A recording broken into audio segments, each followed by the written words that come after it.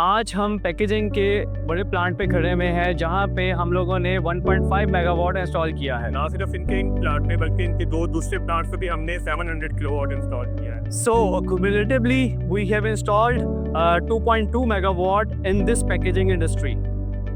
आए फिर आज हम इनको इस पैकेजिंग इंडस्ट्री का विजिट करवाएं। विजिट करवाते हैं। यहाँ पे जो स्ट्रक्चर्स वगैरह लगे हुए हैं वो भी दिखाते हैं और बाकी भी सारा इलेक्ट्रिकल रूम, मैकेनिकल, सारा सिविल वगैरह।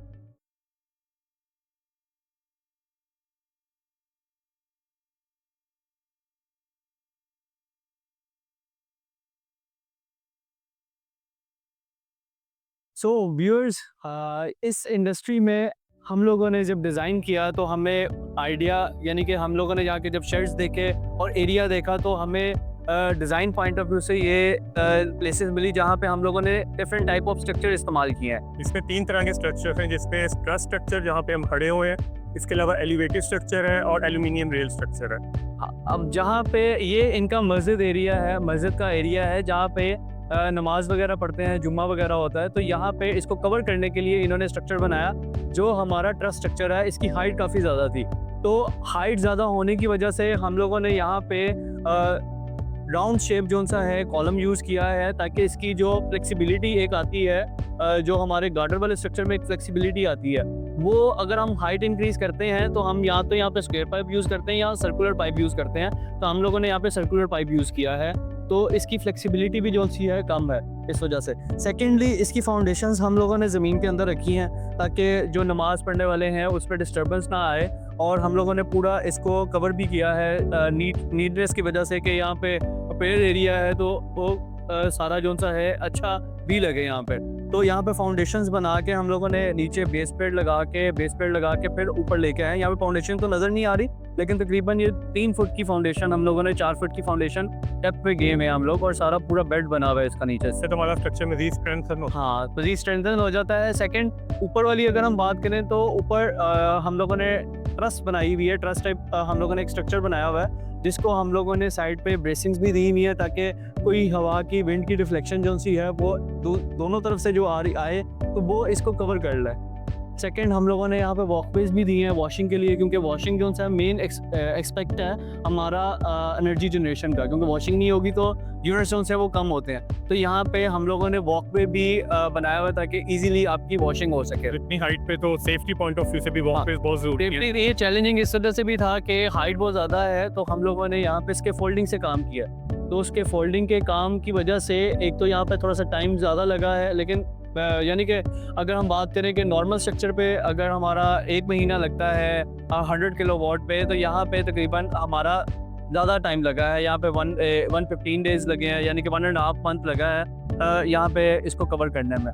सेकेंड, बिकॉज हमारा कॉम्प्रोमाइज़ नहीं है सेफ्टी पे और क्वालिटी पे, इन चीज़ों में कॉम्प्रोमाइज़ नहीं है। सेकेंड, यहाँ पे कोई भी देखो आप वायर जोन सी है वो नीचे हैंग नहीं हो रही, सारों को केबल टाइज लगा के कवर किया हुआ है ताकि एक प्रेयर एरिया है तो उसकी वजह से कोई यहाँ पे यानी कि वायर्स वगैरह हैजर्ड वगैरह ना हो, या यहाँ पे वायर्स वगैरह नीचे हैंग ना हो रही हो। बाकी स्ट्रेंथन करने के लिए हम लोगों ने गे वायर्स भी यूज़ किए हैं, स्टील वायर्स जो सी है, ताकि एयर की डिफ्लेक्शन को कम से कम किया जा सके, क्योंकि ये एरिया काफ़ी खुला है तो यहाँ पे एयर की डिफ्लेक्शन ज़्यादा थी जो हमने सॉफ्टवेयर में रन किया था।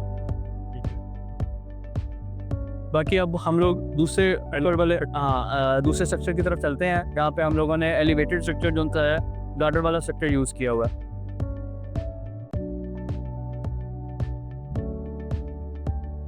आए अब हम आपको विजिट करवाते हैं 350 किलोवाट का एलिवेटेड स्ट्रक्चर।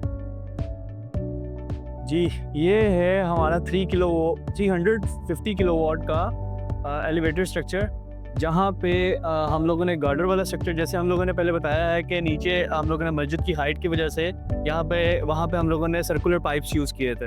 तो यहाँ पे क्योंकि हाइट का कंस्ट्रेंट नहीं था, यहाँ पे लेंटर वाली छत है इनकी, और यहाँ पे हम लोगों ने इसलिए गार्डर वाला स्ट्रक्चर यूज़ किया हुआ है। गार्डर हम लोग जो यूज़ करते हैं वो 1 फिट में 1.5 kg जो है, 1.6 kg जो है वो 1 फिट में होता है, और इसकी स्ट्रेंथ भी काफ़ी अच्छी होती है क्योंकि हम लोगों ने काफ़ी हाइट पे लगाना था।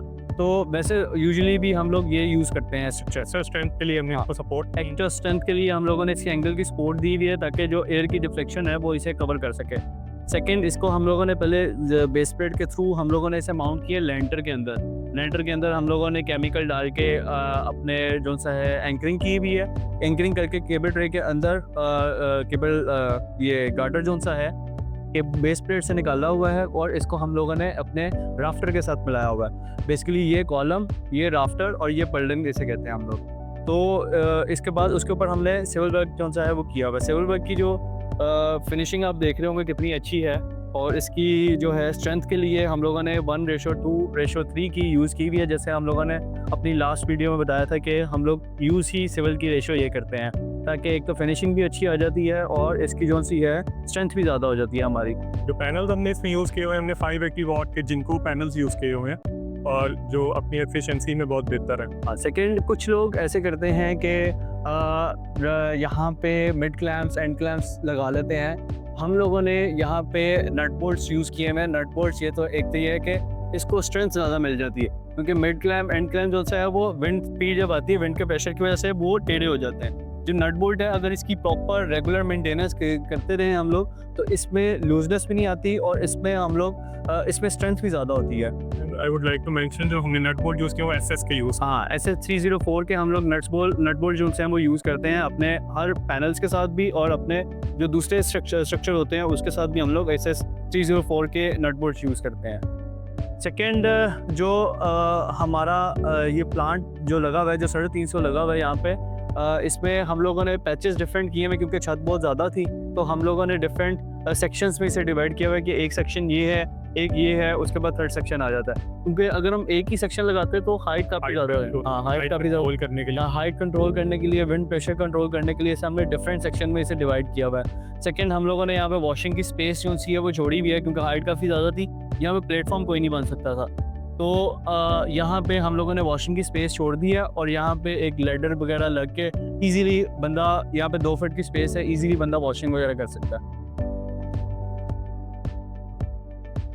सेकेंड, इसका पूरा डिज़ाइन प्रॉपर बन के जो हमारा ये वाला एरिया हमने छोड़ा हुआ है, इस तरह से छोड़ा हुआ है, यहाँ पे शेडो आता है। तो हम लोग सबसे पहले शेडो एनालिसिस करते हैं। शेडो एनालिसिस करके उसके बाद स्ट्रक्चर के एनालिसिस करते हैं, फिर हम एग्जीक्यूशन फेज में जाते हैं, डिज़ाइन सबमिट करवा के अपना। विंड प्रेशर देखते हैं हम लोग स्ट्रक्चर के वो देखते हैं कि इसका लॉन्ग लास्टिंग कितना होगा, कौन सा स्ट्रक्चर फिजिबल है, तो कितनी पार्टीशंस में हमने डिवाइड करना है, और शेडो इफेक्ट कहाँ आ रहा है। तो like we don't compromise on quality and shadow and all. Like हम जहाँ पे नेसेसरी इजीली इंस्टॉल हो रहा है हम लोग वहाँ इंस्टॉल करें। ऐसे ही है, सही है।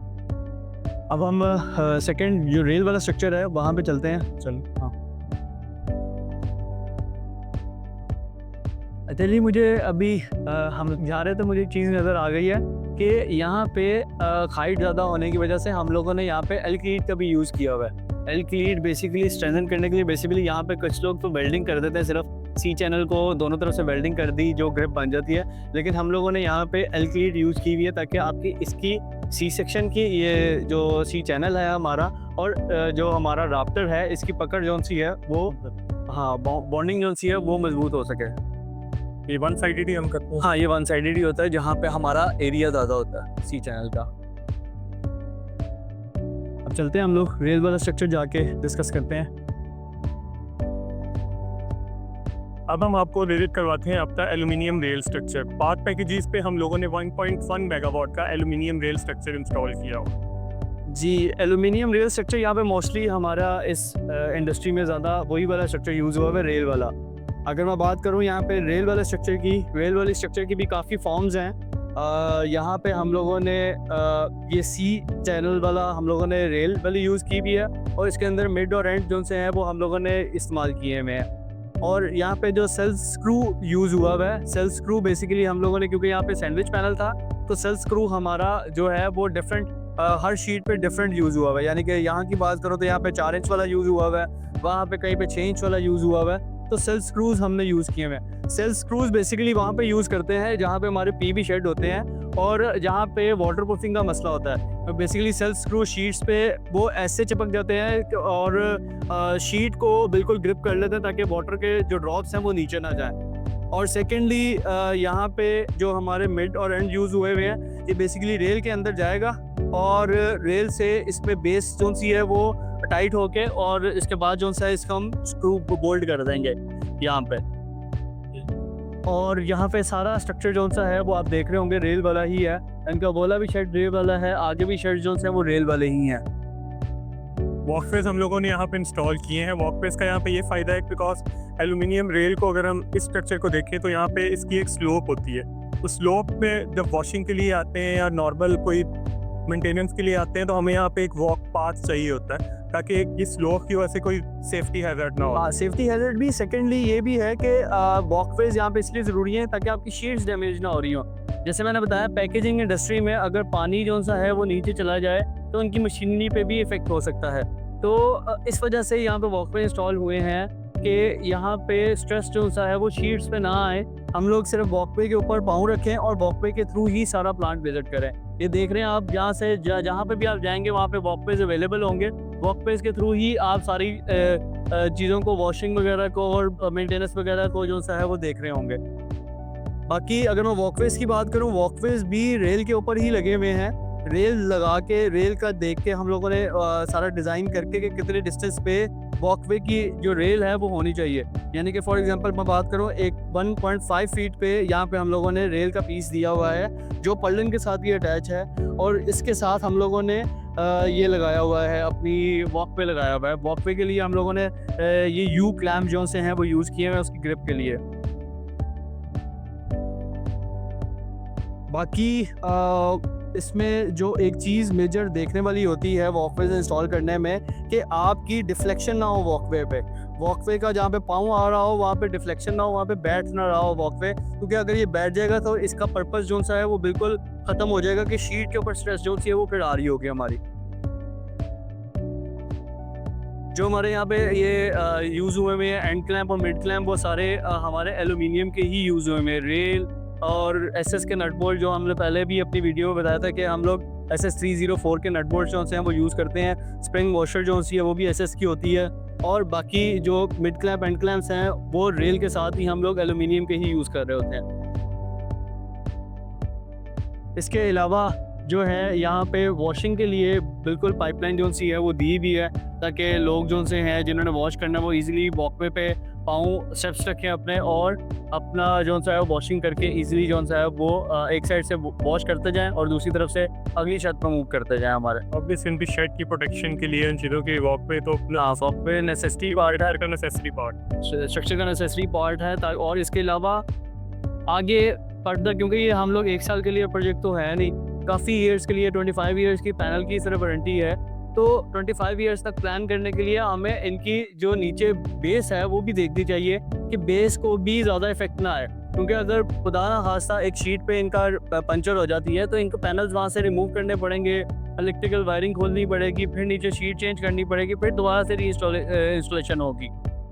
मेंटेनेंस पॉइंट ऑफ व्यू से काफ़ी इफेक्ट करती है। इसमें जो सा अब अगर मैं इलेक्ट्रिकल पॉइंट ऑफ व्यू से बात करूँ, क्योंकि हमारा मैकेनिकल और सिविल वगैरह सारा कवर हो गया है, अब हम लोग अगर इसके इलेक्ट्रिकल की बात करें तो वहाँ पे हम लोगों ने जिनको के थोड़े से पैनल लगाए हुए हैं। ज़्यादा यहाँ पे लॉन्जी के पैनल लगे हुए हैं, जो 1.1 मेगावाट है वो यहाँ पे लॉन्जी का लगा हुआ है। हाइमो 6 जो सा लगा हुआ है, क्योंकि ये प्लांट जो सा है वो थोड़ी देर पहले का था, और तो यहाँ पे हाइमो 6 लगा हुआ है, हाइमो 6 टेक्नोलॉजी यूज़ की हुई है। और यहाँ पे इलेक्ट्रिकल वायरिंग जो सी है वो हर एरिया की यहाँ पे 2 जगह डिस्ट्रीब्यूशन हुई हुई है हमारी। जिस तरह एक इनका वाला प्लॉट है, एक ये वाला प्लॉट है, वहाँ पे हमारी 350 किलोवाट जो सी है वहाँ पे टर्मिनेशन हुई हुई है।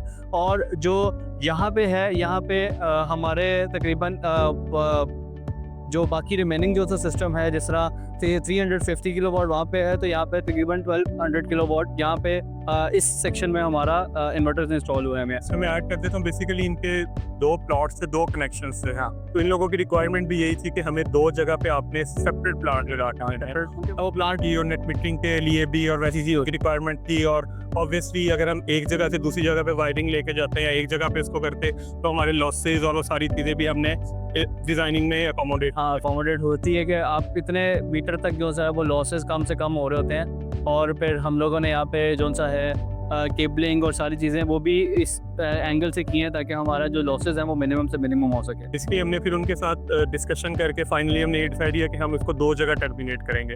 हर पार्ट का अलग अलग सेक्शन है। जैसे हमारी यहाँ से केबल ट्रे जो सी है, वहाँ पे हमने दिखाया था कि वहाँ से केबल ट्रे सेपरेट जा रही थी, यहाँ से केबल ट्रे सेपरेट जा रही है। पाइप्स और केबल ट्रेज अपने अपने पास पे अपने अपने जोन में जा रही है जहाँ पे हमारे उनके डेडिकेटेड इन्वर्टर्स इंस्टॉल्ड हैं। अब हम जाके दोनों प्लांट्स का इन्वर्टर रूम्स का विजिट करते हैं कि वहाँ पे कैसे केबलिंग जो सी है वो सारी हो रही है और कौन कौन से इन्वर्टर यूज़ हुए हैं। जैसा कि हम आपको पहले एक्सप्लेन कर चुके हैं कि पार्क पैकेजेस का सिस्टम है, इसको हमने 2 जगह टर्मिनेट किया है। तो ये हमारा पहला इन्वर्टर रूम है जहाँ पे हमने 1.1 मेगावाट का जो सिस्टम है उसको हमने टर्मिनेट किया हुआ है। जी, यहाँ पे हमारे इन्वर्टर जो हैं वो हम लोगों ने हवावे के यूज़ किए हुए हैं 115 KTL वाले। और जो है यहाँ पे वायरिंग वगैरह जो सी है हम लोगों ने न्यू एज की केबल यूज़ की हुई है, न्यू एज की केबल। और यहाँ पर आप लोग देख रहे होंगे यहाँ पे प्रॉपर टैगिंग हुई हुई है। जैसे हमारे टैग्स ऊपर लगे हुए हैं वैसे ही सेम जो टैग्स हैं वो नीचे भी लगे हुए हैं ताकि हमारा प्रॉपरली जो सा है हम लोग आइडेंटिफाई कर सकें कि स्ट्रिंग्स जो सी हैं ऊपर कौन सी हैं और नीचे कौन सी हैं आफ्टर सेल्स के पॉइंट ऑफ व्यू से। तो दोनों ये काफ़ी ज़रूरी होता है ताकि हम लोग जो ड्राइंग बनाई होती है वो भी वेरीफाई होती है इससे, और जो हमारे आफ्टर सेल्स में जो मसले वगैरह आते हैं उससे भी पता चलता है कि यार ये जो है प्रॉपर टैगिंग हुई हुई है कि नहीं हुई हुई। सेकेंडली यहाँ पे जो केबल ट्रे है वो हम लोगों ने यूज़ की हुई है इन्वर्टर रूम के अंदर। हर जगह हम लोग केबल ट्रे ही यूज़ करते हैं। यहाँ पे भी हम लोगों ने केबल ट्रे यूज़ की हुई है सारी प्रॉपर ग्लैंड्स के साथ, प्रॉपर PVC फ्लेक्सिबल पाइप के साथ यूज़ हुआ है। दूसरा जो इन्वर्टर रूम है उसको हमने सिक्योर बनाने के लिए दूसरे जो फैक्ट्री का एटमॉस्फेयर है उससे सेपरेट किया हुआ है और यहाँ पे हमने चिलर्स इस्तेमाल किए हुए हैं ताकि यहाँ पे जो टेम्परेचर है वो मेंटेन रहे। हाँ, टेम्परेचर बहुत ज़्यादा इफेक्ट कर रहा होता है आपकी एफिशिएंसी में, क्योंकि जब आपका टेम्परेचर मेंटेन होगा तो आपकी एफिशिएंसी भी बेहतर होगी। जैसे कि हमारी एफिशिएंसी जो सी है वो ज़्यादा जो सी आती है, रिकमेंडेड जो सी है वो 25 डिग्री टेम्परेचर है रूम का। टू अचीव दी 99% जितनी उन्होंने डाटा शीट पे एफिशिएंसी दी हुई है वो अचीव करने के लिए 25 डिग्री मेंटेन करना पड़ता है। तो इसलिए हम लोग क्लाइंट को बताते हैं कि भाई यहाँ पे आपने 25 डिग्री मेंटेन करना है, और यहाँ पे इन्होंने मेंटेन भी किया हुआ है। जैसे आप देख रहे होगे यहाँ पे 3 कैबिनेट्स AC जो हैं वो इंस्टॉल्ड हुए हुए हैं to maintain the temperature at 25 degree. Second जो सा है वो हमारा LT पैनल जो सा है वो LT पैनल दिखाते हैं। LT पैनल में हमारा एक मेन ब्रेकर है, जैसे हर जगह होता है एक मेन ब्रेकर हमारा लगा होता है। और इसमें हम लोगों ने LT पैनल की जो अरेंजमेंट यूज़ की हुई है वो इसे कहते हैं फिश अरेंजमेंट। फिश अरेंजमेंट में हमारा ये होता है कि आपकी एक तो ईजी जो सा है वो केबल की जो सी है वो भी ईजी हो जाती है आपकी, यानी कि केबल की जो टर्मिनेशन है वो भी ईजी हो जाती है। सेकेंडली इसमें हवा के लिए जो सा है वो अच्छी स्पेस मौजूद होती है कि हवा जो सा है वो इजीली पास आउट और इन और आउट हो रही होती है। फैंस यूज़ हुए में जो हमारा इसमें AC की हवा जो सी है वो अंदर भी लेके जाते हैं और कूलिंग को मज़ीद बेहतर करते हैं। इस पर हम लोगों ने जो AC केबल है वो भी हम लोगों ने न्यू एज की यूज़ की हुई है, CTs भी हम लोगों ने यूज़ की हुई है और SPD भी यूज़ की हुई है। HRC फ्यूजेस यूज़ किए हुए कंट्रोल के लिए, ब्रेकर्स कंट्रोल का है, इस पर टेम्परेचर का जो सा है मेंटेन करने के लिए कि फ़ैन किस टेम्परेचर पे ऑपरेट करता है। ये इसका थर्मल जो सा है थर्मोस्टेट है उसका फ़ैन का, ये फ़ैन ने कब ऑपरेट करना है। उसके बाद हमारी जो पैनल की अर्थिंग है वो भी हुई है, पैनल की अर्थिंग, और हर इन्वर्टर की भी अर्थिंग सेपरेटली हुई है। सेकेंड हम लोगों ने यहाँ पे अपना मीटर लगाया हुआ है टेंस का, जहाँ से हमें पता चलता है कि इससे मिक्रे एम्पेयर चल रहे हैं। अभी क्योंकि इनकी मेल जो सी है वो बंद है, एक्सपोर्ट डिवाइस ने वर्क किया हुआ है, लंच का टाइम है, तो इस वजह से यहाँ पे 0 आ रहा है कि अभी बिल्कुल इनकी फैक्ट्री बंद हुई भी है। सेकेंड जो है यहाँ पे और जो चीज़ है वो यही है कि इन्वर्टर की अर्थिंग जो सी है प्रॉपर केबल्स के थ्रू होनी चाहिए ताकि आपको बाद में वारंटी में कोई मसला ना आए। यहाँ पे जो रिकमेंडेड है 115 के साथ 35 वाली केबल जो सी है वो रिकमेंडेड है कि 35 वाली केबल आप अर्थिंग के लिए यूज़ करें। सेकेंड आप यहाँ पे फिनिशिंग देख रहे होंगे, हर केबल ट्रे को सेल्फ स्क्रू लगा हुआ है हमारा, प्रॉपर उसकी जो सी है वो हुई भी है कि यहाँ पे प्रॉपर कवरिंग हुई भी है कि कोई भी आपका सेल्फ स्क्रू मिस नहीं है, और हर जगह पे आपकी चीज़ें वगैरह जो सी हैं वो अलाइन है और साफ नज़र आ रहा है आपको ना इसका सारा। इस पे दोनों तरफ से होता है कि क्लाइंट का भी होता है कि क्लाइंट ने कितना इन्वर्टर रूम मेंटेन किया हुआ है। हम लोग तो एक बार करके चले जाते हैं, लेकिन आगे क्लाइंट का होता है कि क्लाइंट ने उसकी जो सफाई वगैरह है रूम की वो कैसे रखी हुई है।